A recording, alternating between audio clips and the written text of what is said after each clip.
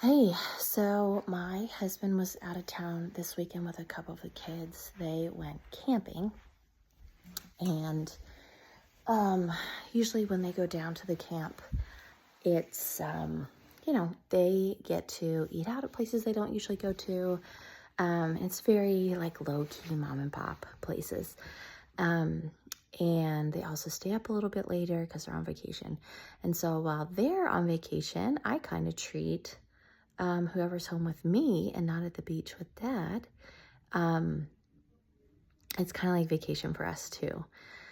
So what we did tonight was we all had kind of eaten a later lunch and we weren't really hungry like at normal dinner time. So I put my little one to bed a little bit earlier than usual. And it turns out he wasn't ready for bed anyway because he was still awake like an hour later. That's another story. But what I did manage to do was go out to our local grocery store, and towards the back they have like a Chinese takeout place. And you can get 3 different meat options with a side of noodles or like lo mein or rice for like $13. And so like, again, we weren't like super starving hungry. So it was me and 3 of the kids that were still awake. And we just had a little side of noodles and a little bit of, and each had like a piece of broccoli and, some of the meat. Like we really like General Tso's chicken for those who, I don't think it's spicy, but some people say it is. We had sesame chicken for the people who don't like any spice, and like beef and broccoli. That was probably sitting out too long, in my opinion, had been made, not when we were picking it up. So yeah, that's what we did. We switched it to my older ones, and I have been watching some Nate Bargatze. We really like Nate Bargatze.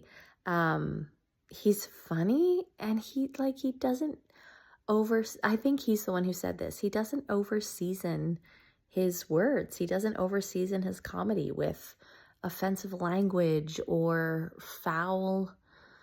Just, I can watch it with my family, and that's the most important thing. I don't want to have to hide behind, what the kids can watch versus what I can watch.